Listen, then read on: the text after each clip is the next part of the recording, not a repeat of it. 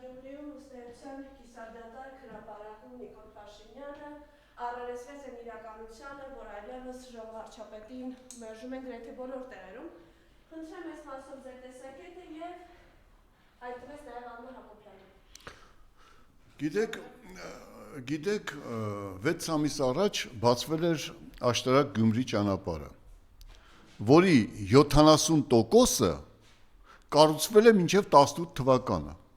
8 տարվա ընթացքում հիմնական ծանր ֆինանսական աշխատանքներից հետո 8 տարվա ընթացքում կառուցել են ճանապարհի մի փոքրիկ հատված, ասֆալտապետել են ճանապարհի մի փոքրիկ հատվածը եւ երկրորդ անգամ Նիկոլ Փաշինյանը, ինչպես երրորդ անգամ Վարշապատում է դպրոց բացում, երրորդ անգամ մանկապարտեզ է բացում, չորրորդ անգամ ինչ որ մի բան է բացում ցույց տալու համար, որ աշխատել են, սակայն նախկին իշխանությունների օրոք կառուցված ճանապարհը նա բացեց, որպեսզի շոու կազմակերպի։ Ընդ որում, ասեմ ձեզ, որ Հայաստանի Հանրապետության 5000 ոստիկաններ էին բերվել այդտեղ։ Ընդհանրապես 100 ավտոբուս ոստիկաններ, նայեցեք 50 ավտոբուս ոստիկաններ եւ 110 ավտոմեքենաներ, տարբեր ոստիկանական ավտոմեքենաներով ազնագազմ էր բերվել Գյումրի, որպեսզի գյումրեցիներին ցույց տան, որ իրենք կարող են գալ Գյումրի, բայց Գյումրին հպարտորեն ոչ միայն մերժեց Նիկոլ Փաշինյանին, այլև երբ Նիկոլ Փաշինյանը մտավ եկեղեցի, գյումրեցիները դուրս եկան եկեղեցուց, որպեսզի Նիկոլ Փաշինյանին չտեսնեն ինչպես է պղծում իրենց սրբությունները։ Եվ այդ մասին կադրեր կան։ 1000 մեքենա, օրինակի համար իմ Էրեբունի փողոցում ապրող տարիքով փոքր ընկերս ասում է պարոն Հովհաննիսյան, պարտադրել են, ցուցակագրել են մեքենաները ու որ մեքենայով ըստ նախարարությունների, ըստ համայնքապետարանների, մարզպետարանների ցուցակագրել են եւ բոլորին ասել են յուրաքանչյուր նախարարություն պետք է այսքան մարդ բերի, յուրաքանչյուր մարզպետարան, համայնքապետարան պետք է այդքան մարդ բերի եւ մեքենաներով։ Սակայն ինչ տեսավ ժողովուրդը։ Նախկին իշխանություններին ասում են շքեղ մեքենաները, շքեղ այսինչ, ամենաէժան մեքենան $50,000 էր այդ Շարասյանը։ 1000 մեքենայով Նիկոլ Փաշինյանը գնաց եւ ցույց տվեց, որ ԿՊ-ականները այսօր ավելի հարուստ են եւ ավելի թալանչի են, քան նախկին իշխանությունները։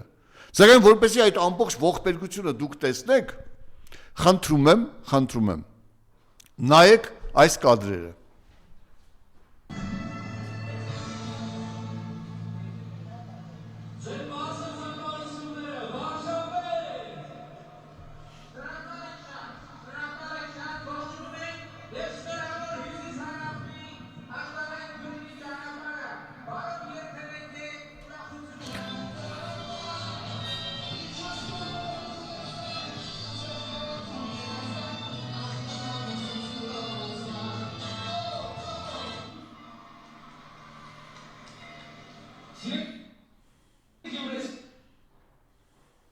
Պարոն ժողովուրդ ջան, ես էլ ԿՊ-ի տեխնազույգ կազմակերպած համերգն եմ դիմում, ինչպես տեսնում եք հրապարակի 70%-ը տարբերություն է դիմում,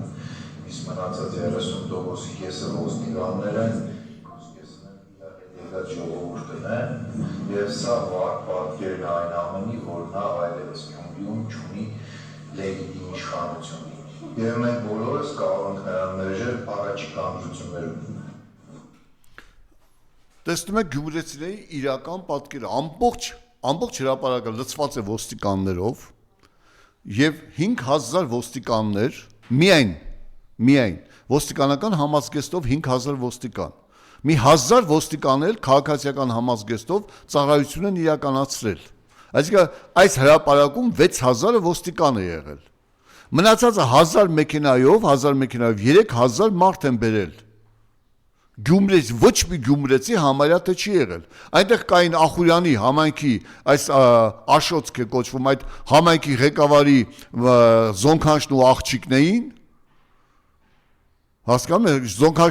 զոնքանչի աղջիկի իր կիններին, մի փոքր երեխա էին բերել նշանը կրծքին, եւ այն դեպքում, երբ Աշոցքում միայն Շիրակի մարզում 48 դպրոց է փակում Նիկոլ Փաշինյանը։ Ահա վիճակը։ Գյումրեցի, ոչ մի գյումրեցի, իրեն հարգող գյումրեցի, բացի մարզպետից եւ մարզպետարանի մի քանի աշխատակիցներ, որոնք ստիպված էին այդտեղ մասնակցում, չի եղել այդ համերգին։ Մնացած բոլորը տարբեր նախարարություններից ուժով, աշխատանքից զրկելու սպառնալիքով բերված մարդիկ էին։ Շատերը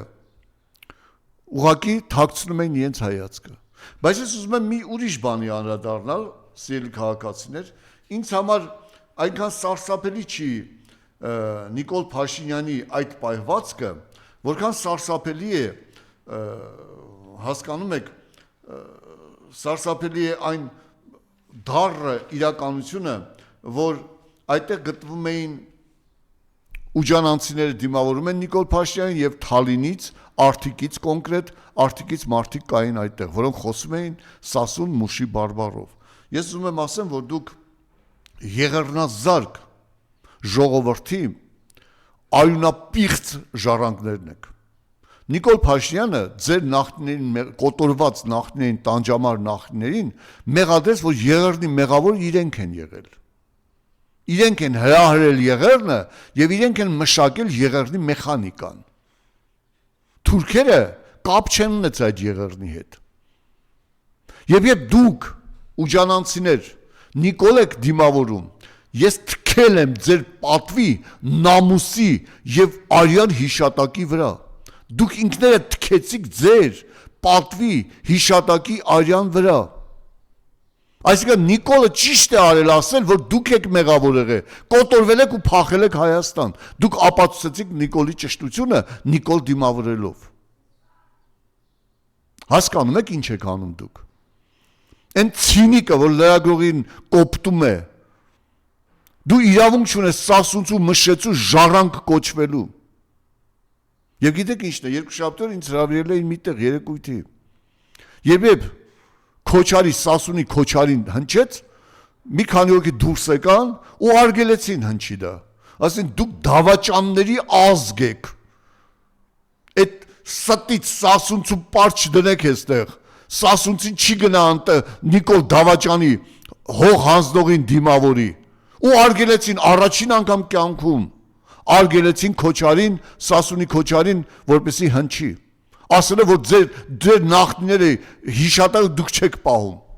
Դուք արժանի չեք, որ այդ հնչի այստեղ։ Որովհետև դուք եք մեղավոր եղել եւ դուք ապացուցեցիք, որ Նիկոլը ճիշտ է ասել, որ մեղավորը դուք եք եղել, որ կոտորել են ձեզ։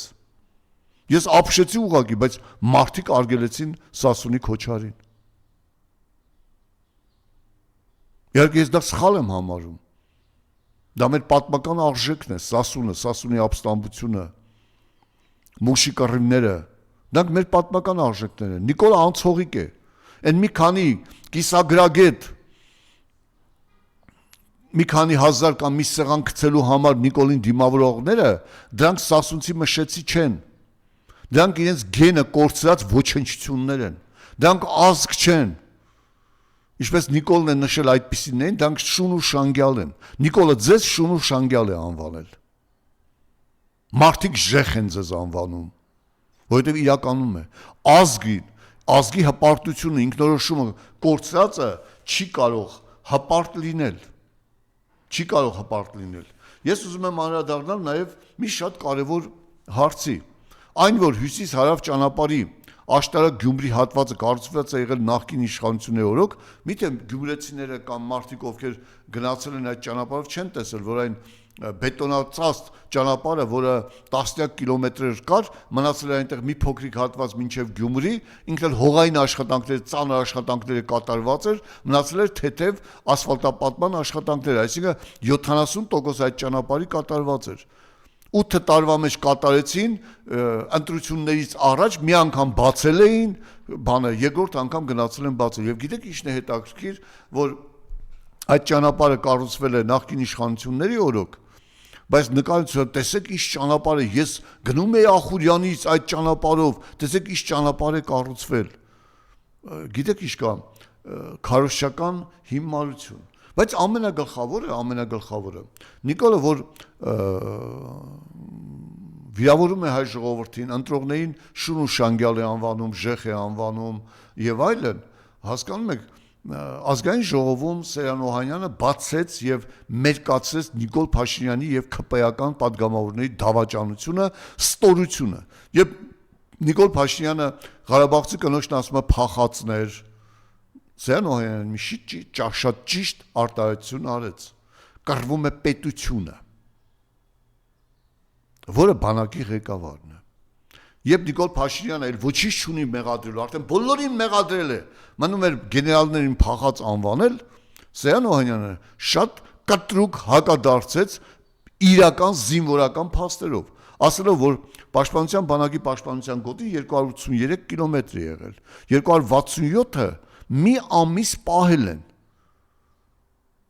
առանց մոբի, առանց համալրման, առանց զենքի զինամթերքի պաշարների։ Հրետանի ու փամփուշտ չեմ ասում, հոպ միջոցները ես նկատի ունեմ, որ Հայաստանի Հանրապետությունը դավաճան Նիկոլը չի տվել։ Ասել է ճեղքումը եղել է այնտեղ, որտեղ պատասխանատուն դու ես եղել Նիկոլ Փաշինյան, որպես գերագույն հրամանատար։ Այսինքն բացահայտեց, որ Նիկոլ Փաշինյանը դավաճանորեն մոբիլիզացիա չի իրականացել, իրեն ենթակա զորքերին հրաման է տվել հետ քաշվելու, որպեսզի մերկացնի պաշտպանության աջ թևը եւ Թուրքին հնարավորություն տա մտնելու Շուշի եւ գրավելու Գորիսի հասնի մինչեւ Գորիս, Սիսիան, Ղափան, Մեղրի։ Դա ուղակի գիտականորեն զինվորական գիտության բարձր մակարդակով մերկացվեց դավաճան Նիկոլի կատարած դավաճանական քայլերը։ Եվ եթե դրանից հետո որևէ մի հայ ոտքի չկանգնի Նիկոլի դեմ, ուրեմն այս ազգը իրավունք չունի ապրելու։ Այն որ Սասուն Միքայելյանը, ներեցեք որ Սասուն բառն ասում եմ, Նիկոլը արգելում է Արևմտյան Հայաստանից խոսել, Սասունին թարգմանած, եթե իր անունը ասեմ, դա հանրային հնչեղություն տհաճ կլինի, ես չգիտեմ ինչպես ասեմ, այդ դավաճան վախկոտը, ով 10 կիլոմետր փախել էր, երբ գնացել էր այնտեղ, երևի Նիկոլի հրամանով գնացել էր, որ 10 կիլոմետր փախնի, զորքը հետ քաշի, որպեսզի թուրքը գա գրավի։ Ինձ թվում է դա պայմանավորված է եղել եւ դա դավաճանության օղակներից մեկն է եղել, պատմությունը այդ հարցերին կպատասխանի։ Բայց ուզում եմ ասել, որ Սերյան Օհանյանը բացահայտեց, որ Նիկոլ Փաշինյանը պարտության հիմնական թուրքական զենքն է եղել հայոց թիկունքում եւ բանակի ներսում, այնպես որ ոչ թե բանակն ու գեներալներն են փախել, այլ փախել են Նիկոլը եւ ԿՊ-ական падգամավորները, որտեղ Սերյան Օհանյանը նայեց ԿՊ-ականների շարքին եւ ասեց, ձեզանից շատերն այդտեղ էին, Շուշու համար ասի եկեք մոբիլիզացնենք ուժերը եւ պահենք Շուշին, բոլորը փախան, բոլորը, որտեղ հրաման էր տրված, բոլորին դուրս գալ այդտեղից։ Ինչպես օրինակ համար Արգիշտի Քարամյանը Շուշին Թուրքիային հանձնելուց 1 ժամ առաջ Շուշի բանկի փողերն են գողանում Նիկոլի հետ միասին եւ փախչում են Հայաստան։ 1 ժամ հետո թուրքը մտնում է Շուշի։ Իրենք պարզապես սինխրոն աշխատել են թուրքերի հետ դավաճանական այդ գործողությունները իրականացնելու համար։ Եվ իզուր չի, որ դրանից հետո Օնիկը Գասպարյան Օնիկը հայտարարեց, որ ինքը հայտարարություններ ունի եւ պահանջում է հանձնաժողովի նիստ այդ հայտարարությունների համար։ Հենց այնպես չի։ Ես խոսել եմ շատ սպաների հետ, տասնյակ սպաների հետ, բոլորը թքում են Նիկոլի անպատիվ ստոր հայտարարությունների վրա։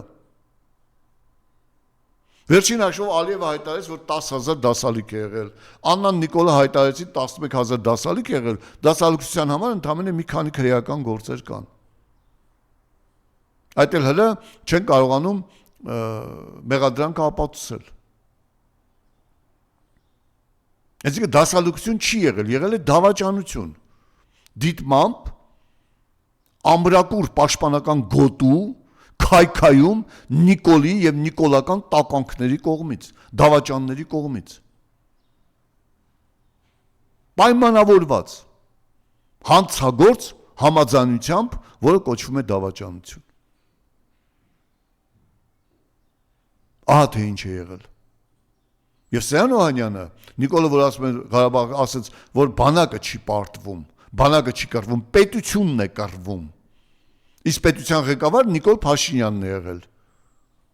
Իր Ոհմակետ, ընդհանրապես Նիկոլ Փաշինյանը 20 թվականից հետո ամբողջ պետական ապարատը թարմացրել է, բոլորին հանել է, նորն է նշանակել։ Ինչու որպեսի հետքերը կորցնեն, որպեսի այդ բոլորին ովքեր ինֆորմացիա ունեն, հանի ինֆորմացիոն դաշտից եւ քրեական գործերով եւ վախի մտնոլորտում, որովհետեւ իրենք էլ ինչ է հանցագից լռությամբ անցկացնի։ Նա չի ուզում այդ դավաճանների հետ գործ ունենալ, որովհետեւ մավրը իր գործը կատարեց, մավրը կարող է հեռանալ։ Դրանք դավաճան մավրեր էին հայ ժողովրդի գլխին։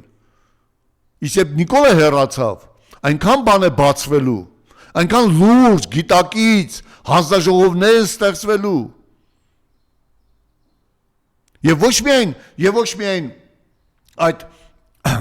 հանձնաժողովները ստուգելու են բանակի այդ ծախսերը, պետական բյուջեի մասխումները,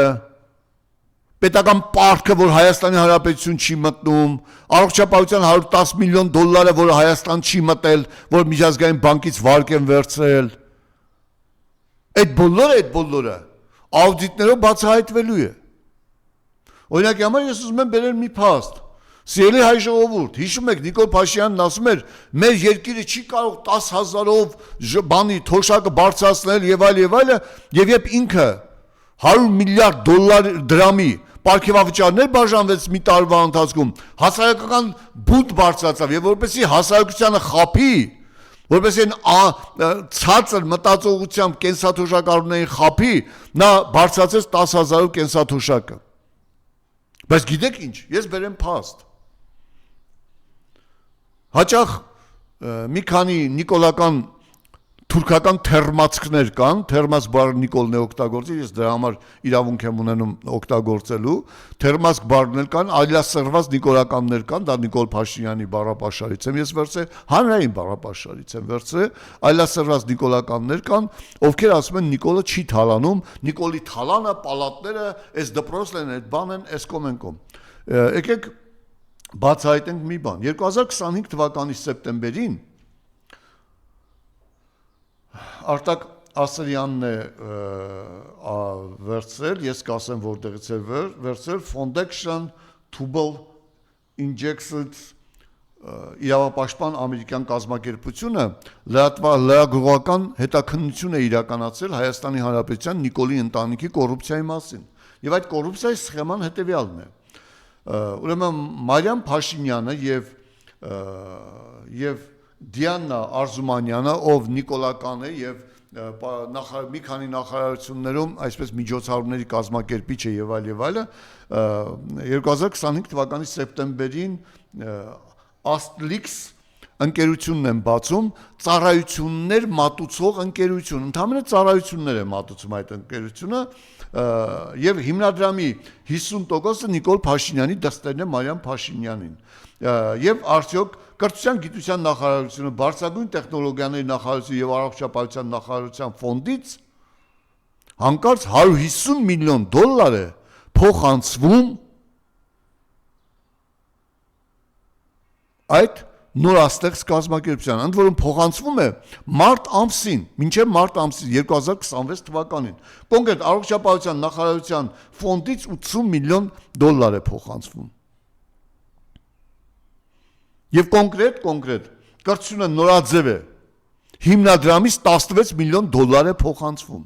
Ընդամենը փոխանցվել է 155 միլիոն դոլար։ Կրթությունը նորաձև է հիմնադրամին որտեղից 16 միլիոն, որը փոխանցվում է, այսինքն Աննա Հակոբյանը, այդ Կապկաս թամաշայի հեղինակներից մեկը, որոնք բաժանվում են, միանում են, չգիտենք ամուսնացած են, բաժանված են, այսինքն մի անբարոյականության բան է, օղակ է, անբարոյականության մի հատ շրջանակ է այսպես պատտվում, եւ այդ անբարոյականության շրջանակի մեջ հանկարծ 16 միլիոն դոլար մայրը փոխանցում է դստերը։ 155 միլիոն դոլար ժողովուրդ պետ բյուջեից փոխանցվել է Մարիամ Փաշինյանի նորաստեղծ կազմակերպությանը։ Դուք պատկերացնում եք, ընդ որում ասում են փող չկա, ժողովրդից 10-13 հազարով փող են հավաքում առողջապահության այսպես հարցերի համար 80 միլիոն դոլար միանգամից փոխանցում են։ Ընդ որում այդ կազմակերպությունը բան է արել, հայտարարել է, որ ինֆորմացիան տվել են Նիկոլի օգնականներից մեկը եւ նախարարության աշխատակիցներից մեկը։ Իհարկե գաղտնիության ապահովման պայմանով։ Բայց փաստ է դա։ Եթե փաստ չէ, իմ Facebook-յան էջում ես դրել եմ այդ երկու հոդվածները։ Հայերեն եւ ռուսերեն։ Դատախազություն, ԱԱՑ, քրեական գործ հարուցեք։ Ինչու՞ չեք հարուցում քրեական գործ, մինչև երբ պետք է նիկոլական այդ աննախադեպ թալանը շարունակվի։ Ինչու քրեական գործ չեք հարուցում, թե ինչպես են Կիվրովցի օփշորի միջոցով Իմ քայլը հիմնադրամի Աննա Հակոբյանը 8 միլիոնանոց պալատ կառուցում գնում Ռևիերում։ 3 միլիոնանոց տուն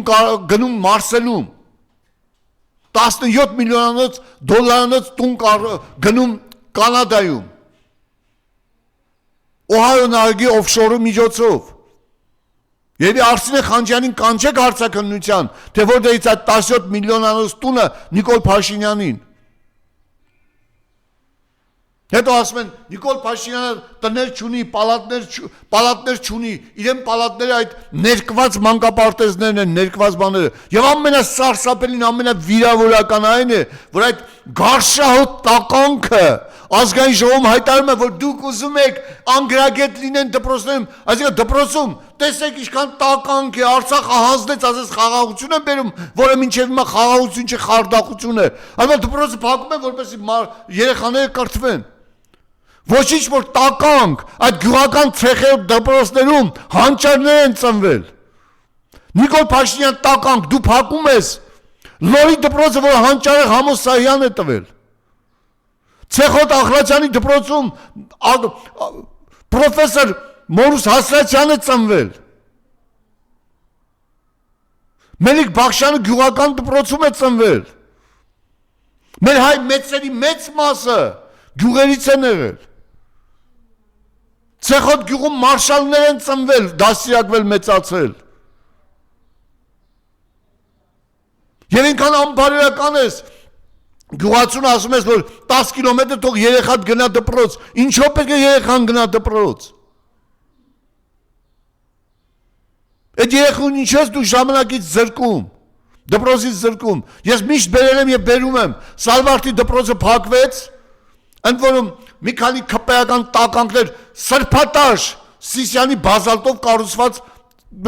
Սալվարդի դպրոցը 3 գնդապետ է տվել, Սալվարդ գյուղը։ Ոստիկանության փայլուն գնդապետ Սպարտակ Ակոպիչ Ավետիսյանը Սալվարդ գյուղում է ծնվել, այդ դպրոցում է մեծացել։ Բանակի և ոստիկանության 3 գնդապետ է տվել այդ գյուղը։ Այդ գյուղը 1000-ից ավել բարձրագույն կրթությամբ տղերք է տվել։ Սիսյանը մի քանի կոլխոզ նախագահ սալվարդեցիներ կային։ Միլպետի տեղակալ սալվարդեցի կար, ինչ է, այդ գյուղը դպրոցը փակեցիք, որ ինչ, որ գնդապետներ չլինեն, բարձրագույն կրթություն չլինի։ Եվ խշխշալով, ամբարով, փողոցային պայի նման, բտայի նման, ասում ես, դուք ուզում եք անգրագետ լինեն, այսինքն դպրոցը փակելով գրագիտությունը ավելացնում է։ Եվ այդ շիզոֆրենիկը մեր վարչապետն է։ Ժողովուրդ, ուշքի եկեք։ Այդ շիզոֆրենիկը, որ դպրոցը փակելը համարում է, ես իմ ինչ մեր վարչապետն է։ 231 դպրոց է փակում։ Եվ ասում է, ես դա անում եմ, որպես ձեր երեխաները լավ կրթություն ստանան։ Վաղը միսով Երևանը տալու է, ասելու է, ես դա անում եմ, որպեսզի դուք լավ ապրեք։ Ինչպես Արցախը տվեց, որպեսզի մենք լավ ապրենք։ Այդ ինչ է ասում, կապկաններից ազատվենք։ Այսինքն Արցախը մենք Արցախ ունեինք, կապված էինք ինչ-որ բաներով, հիմա Արցախ չունենք, երջանիկ ապրում ենք։ Շիզոֆրենիկ, պարանոիդ շիզոֆրենիկ մտածողություն։ Ես նորից եմ ասում, Լորի գյուղը Համոսարյան է տվել, դու փակում ես։ Որտեղ է ծնվել Հրանտ Մաթևոսյանը, Սոս Սարգսյանը որտեղ են ծնվել, որտեղ են սովորել այդ մեր հանճարները։ Գյուղական դպրոցներում։ Ազատ Շերենցը գյուղից է եղել։ Մանանձյանը գյուղից է եղել։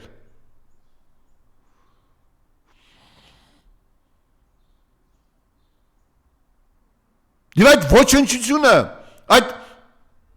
բառերի չումայի հեղինակը դուրս է գալիս ամեն ինչ ասում է։ Խաղաղություն դու չես բերում, դու խարդախություն ես բերում։ Այդ խաղաղությունը Նիկոլի ամենավերջին խարդախությունն է, որից հետո եթե դու ազգ ոտքի չկանգնեցիր, դու ոչնչանալու ես ամբողջությամբ։ Նիկոլ Փաշինյանը 500 միլիարդ դրամի պարգևավճար է տվել, որպեսզի իր իշխանությունը պահի։ 500 միլիարդ դրամի, բայց դա հասարակ մարդկանց չի տրվել։ ՔՊ-ական վերնախավին, իշխանության վերնախավին, այն հասարակ մասնագետները նախարարությունների եւ կազմակերպությունների, որոնք տկնաճան գիշեր-ցերեկ աշխատում են, բաժնի պետերը, ոչ մեկը դա չի եղել։ Վարչության պետ եւ բարձր ՔՊ-ական ոհմակին է տվել դա։ Եվ 500 միլիարդ բաժանել է։ Ես ուզում եմ ասեմ, պետական պաշտոնյաներ, Նիկոլ մի ընտրեք, միևնույն է դուք մնալու եք պետական պաշտոնյա եւ ավելի հպարտ, լավ վիճակում։ Ոստիկաններ, դուք Նիկոլ մի ընտրեք, դուք ձեր աշխատավարձներ եք ստանալու եւ ծառայելու եք հայրենիքին, ոչ թե շիզոֆրենիկ Նիկոլին։ Ծառայելու եք ժողովրդին, ոչ թե շիզոֆրենիկ Նիկոլին եւ իր դավաճանական ոհմակին։ Ձեզ դուր է գալիս, որ մի ապուշության համար 6000 ոստիկան կիրակի օրով կտրում են հանգստից, տանում են այդտեղ, որպեսզի մի անասուն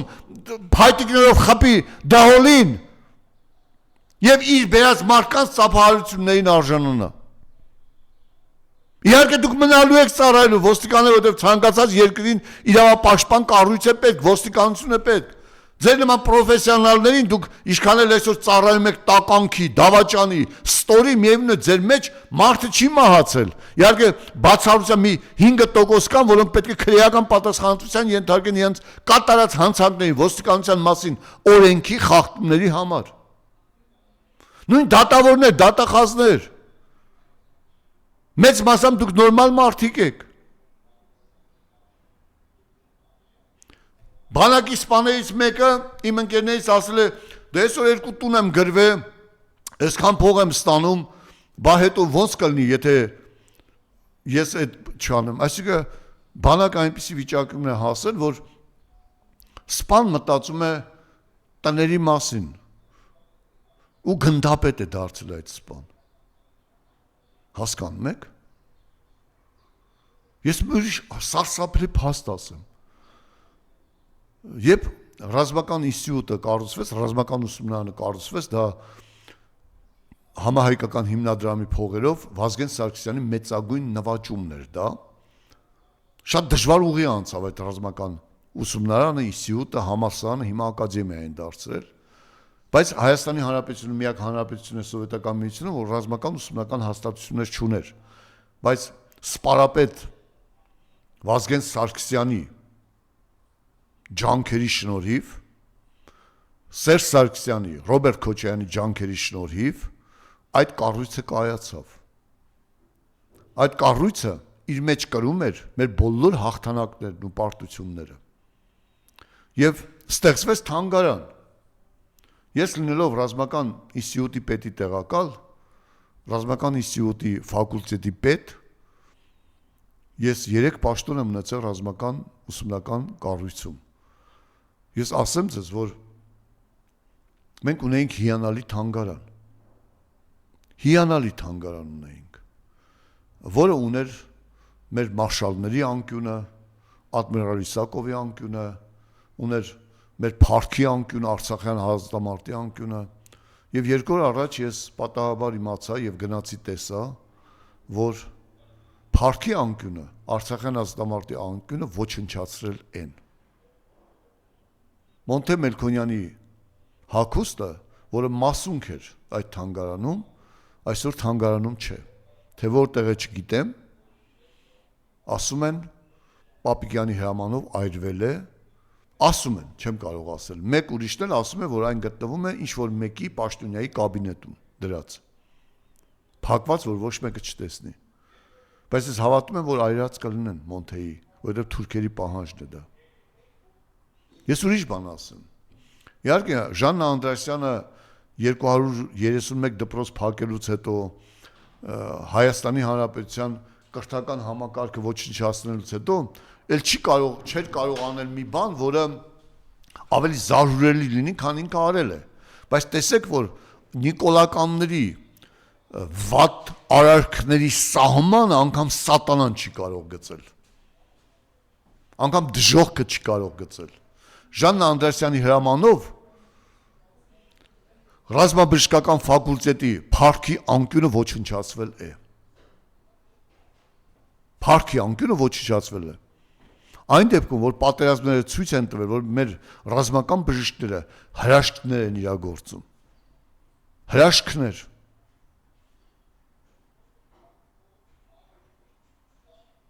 Իսկ Ժաննա Հակոբյանը այդ փառքի անկյունը ոչնչացրել է, Անդրեասյանը, ներեցեք։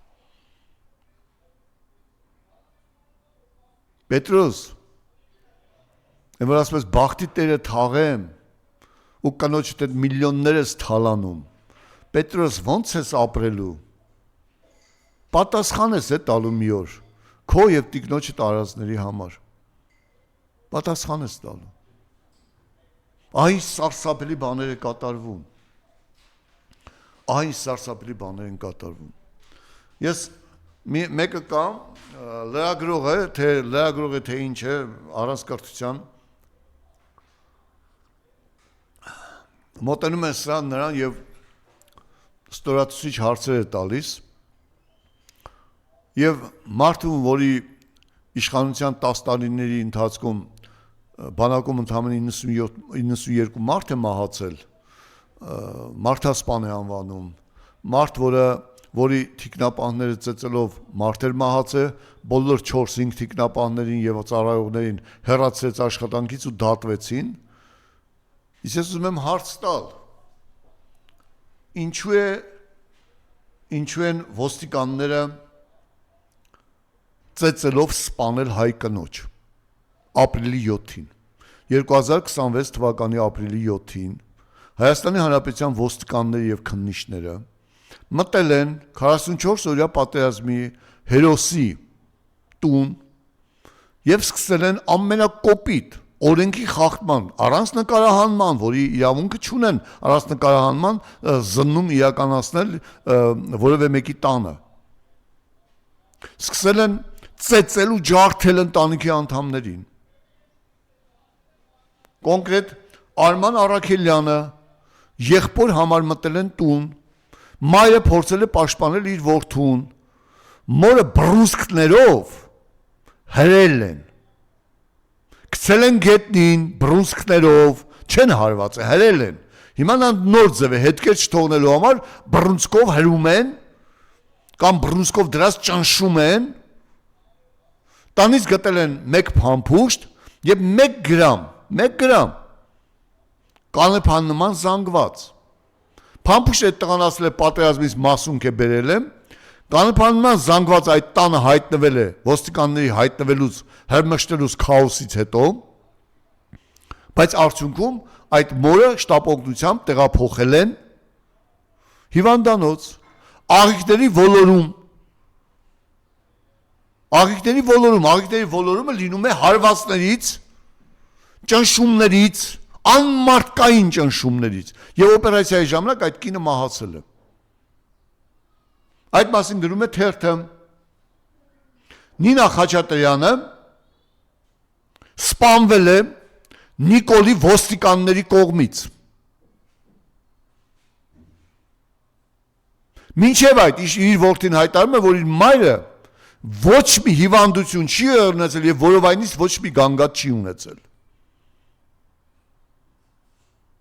Դուք պատկերացնում եք, ինչ խոշտանգում է իրականացվել։ Նիկոլի զոհերը արդեն անսահման են, 13,000 զինծառայող, Սոնանից ծնված երեխայի հետ, ճանապարհին, Տաուշի ճանապարհին, մարզում, տալիս սպանում են, վիրավորում են մարդկանց, 16 կենթանի այրված մեր հերոս տղերքը զինվորները, 16 հոգի Սուրմալուի պայթյունի սպանվածները, դրանք բոլորը և 72 անհասկանալի մահեր Նիկոլի օրոք։ Ներեցեք, 32 անհասկանալի մահեր Նիկոլի օրոք։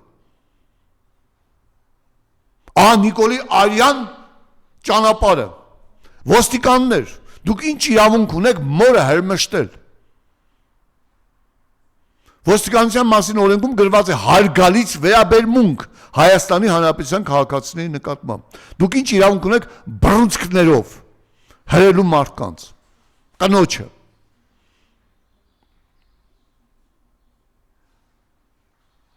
Դուք իրականում Ենիչարի թուրք եք, նիկոլական թուրքական ապրանք։ Այն ոստիկանները, ովքեր այս մահվան պատճառ են դարձել։ Հասկանում եք ինչ է դա տեղի ունենում։ Մինչդեռ ես ինչու հիշեցի Սուրմալուի պայթյունը,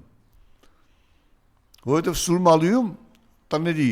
վաճառքը, այդ հատվածում կառուցվող տների վաճառքը դադարեցված է, որովհետև այդտեղ 100,000 ադրբեջանցի պետք է վերաբնակեցվեն։ Հաճախ մարդիկ ասում են, պարոն Հովհաննիսյան, որտեղից է թվերը, ուսումնասիրեք ադրբեջանական մամուլ։ Նիկոլականները հիմա ուզում են ասեն, որ Նիկոլը գնացել է Էրդողանից հրաման չի ստացել 10 հատ մզկիթ կառուցի Հայաստանի Հանրապետությունում։ Բացեք Փաչազադեի հայտարարությունները։ Իսկ ով կասկածում է, ասեք մի բան, որ թուրքերը հայտարարել են եւ Նիկոլը չի արել։ Մեկ բան գոնե։ Նիկոլը մարդկանց ասում է, ես ինչ եմ զիջել Թուրքին։ Ես բերեցի 20 կետ, թե ինչ ես դու զիջել Թուրքին։ Ասում է, ինչ սուտ եմ ասել, ես ինչ սուտ եմ ասել, քաղաքացին ասում է, դու ստախոս ես։ Ասում է, ինչ սուտ եմ ասել։ Դենց էլի, անմեղ հայացքով, էլի պրոֆեսիոնալ, հասկանում եք, գենետիկական, շիզոֆրենիկ ստախոսի նման ինչ սուտ եմ ասել։ Նիկոլ, դու շատ ստեր ես ասել։ Շատ ստերը։ Արցախը Հայաստանը եւ վերջ, Արցախը Ադրբեջանը եւ վերջ։ Ինձ մեղադրում են, որ ես եկել եմ Արցախը հանձնել։ Դու ես գոռում, որ մեղադրում են, հետո ասում ես Արցախը հանձնելը շատ ճիշտ էր, ասում են Արցախը երբեք չեն հանձնի, Արցախը չեմ տա առաջ ժողովրդի համաձայնության, Արցախի տալու համար ժողովուրդը պետք է նախորդ իմանա հանրակրվե անի։ Էլի ասեմ ինչեր ես ասել։ Ասպես եկել եմ չթալանելու միջտեղ մենակ քո ընտանիքը արդեն միլիարդավոր դոլարներ էր թալանել այստեղ։ Եվ եթե Սուքիասյանին կամ մնացած այդ տականքներին թվում է, թե իրենք դրա համար պատասխան չեն տալու, դուք սխալվում եք, բոլորը ձեր չափով պատասխան եք տալու։ Եվ այն բիզնեսմենով աշխատելու կերակրել է այս ժողովրդին գլուխ կախ, եւ այն բիզնեսմենով արդից օգտվել է թալանել է այս ժողովրդին, բոլորն են պատասխան տալու։ Լավը լավ պատասխան է ստանալու, վատը ոչնչացվելու է։ Ազգային անկումները հարատև չեն լինում։ Ազգային զարթոնքը փոխարինում է ազգային անկմանը։ Ազգային զարթոնքը շուտով լինելու է Հայաստանի Հանրապետությունում։ Եվ այն ժամանակ դուք բոլորդ պատասխան եք տալու։ Տեսեք, ասում եմ, ես սուտ չեմ ասում։ Գնացել է Եղեռնի հուշահամալիր եւ ասում եմ 60 տարվա ընթացքում Եղեռնի հուշահամալիրը չի վերանորոգվել։ Ես ծանոթ եմ Հայկ Դեմանյանի հայտարարությանը, որ այդտեղ ոչնչացվել է պատմական հուշարձանի մասին Հայաստանի Հանրապետության օրենքը կոպտորեն խախտվել է եւ այն քարերը, որոնք դրվել են, այդտեղ չեն համապատասխանում պատմական հուշարձանների մասին օրենքի պահանջներին։ Այսինքն աղավաղվել է հուշահամալիր պատմական հուշարձանը։ Աղավաղվել է եւ ժողովրդի հասարակության բողոքներից հետո դադարեցվել է մնացածի պղծումը եւ ընդ որում $200 միլիոն կոռուպցիոն ռիսկ կա այդտեղ, այսինքն այն կազմակերպությունը, որը առանց մրցույթի չունենալով փորձ պատմական հուշարձանների հետ աշխատելու, կառուցել է դա, չի ունեցել փորձ, չի ունեցել գոնե մեկ վերանորոգված հուշարձան կամ որևէ աշխատանքային փորձ, շինարարական, տվել են կոռուպցիոն ռիսկով $200 միլիոն լափելու համար։ Եվ երբ Նիկոլ Փաշինյանը ասում է, բանը Հայաստանում բան չի եղել այդպիսի 60 տարվա ընթացքում չի եղել վերանորոգում, դու ստում ես։ Կոնկրետ այդ հուշարձանը 2003-2004 թվականներին է վերանորոգվել Լինսի հիմնադրամի փողերով 2013-2014 թվականի 100-ամյակից առաջ վերանորոգվել է, հիմնավերանորոգվել է այդ հուշահամալիրը եւ թարմացվել է ամբողջ էքսպոնատները, ցուցադրական նմուշները, որոնց մեծ մասը դուք ոչնչացրել եք։ Հասկացաք, ինչ եք արել դուք։ Եվ ես ուզում եմ մի ուրիշ բան ասել։ Ինձ Պրոշյան համայնքից են զանգել իմ մարտական ընկերներից մեկը։ Ես ասում եմ Վալուձա, Նիկոլական Կապկաց թամաշա է։ Պրոշյանի համայնքի ղեկավարին սպանածները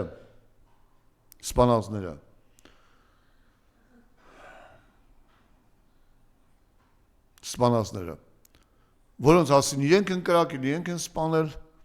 այսօր հրաժարվում են, ասում են մենք չենք արել, մեզ ստիպել են որպեսզի ասենք։ Եվ պարզվում է, որ այդ սպանությունը իրականում քաղաքական սպանություն է։ Այսինքն այդտեղ վրեժի սպանություն չի, որ ասում են վրեժ են լուծել եւ այլ, այդպիսի բան չկա։ Պարզապես քաղաքական սպանություններ եղել, որպեսզի Պրոշյանի ընտրված ընդդիմադիր համայնքապետին ոչնչացնեն, ահա Նիկոլի արյան հետքը։ Եվ ծաղրում են մորը։ Մայրը արցուկոտ աչքերում ասում են իմ տղայիս օրինական վրեժն են պահանջում։ Գյուղը ոտքի է կանգնել։ Ասում է գտեք սպանողին, եթե այս մարդիկ չեն սպանել, ով է սպանել։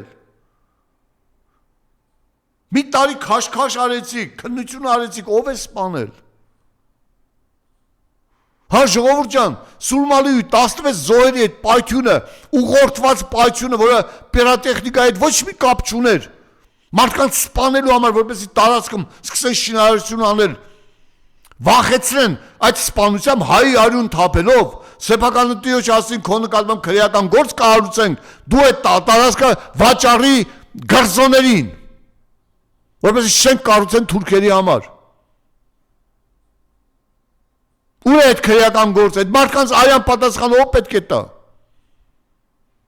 Զինվորները այրվել են, սպանվել են, հետո այրվել են։ Նիկոլ, ինչու ես այրել զինվորներին, որպեսզի թուրքերի կատարած հանցագործության հետքերը վերացնես։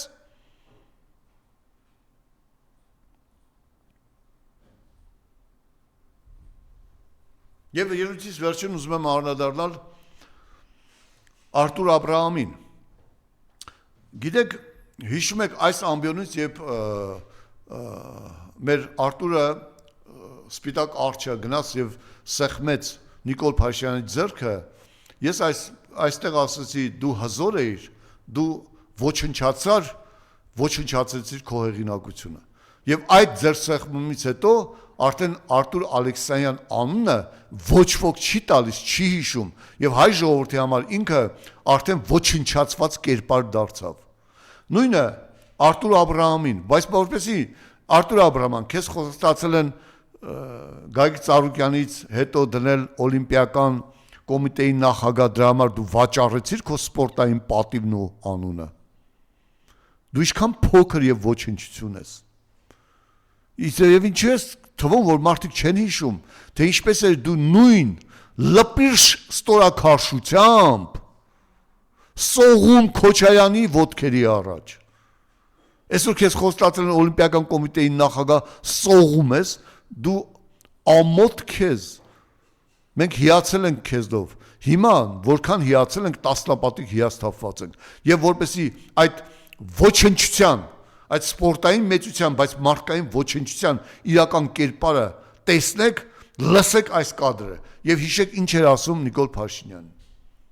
Սրտան շնորհավորում եմ ձեր ծննդյան 65-ամյակը, ցանկանում առողջություն, երջանկություն, շուտ ազատում, ձեր գործերի հաջողություն։ Թող ձեր սրտով ձեզ տա, ես ձեզ շատ սիրում, հարգում եմ, ջերմ բարևներ Սանկտ Պետերբուրգից։ Նույն սիրում եմ, հարգում եմ բառերն ասում է Ռոբերտ Քոչարյանին շնորհավորողը Ռոբերտ Քոչարյանին կալանավորողին։ Դե եկ աբեղա ումի խենթանա, մարդկային ցինիզմը, ոչնչությունը ինչքան մեծ է, Դու Օլիմպիական կոմիտեի նախագահ երբեք չես դառնալու, խաբել են քեզ։ Նիկոլ Փաշինյանը քեզ այն էժանագին ապտիկայից գնվող իրի նման օգտագործելու է ու դեն նետի։ Դու արդեն օգտագործված դեն նետված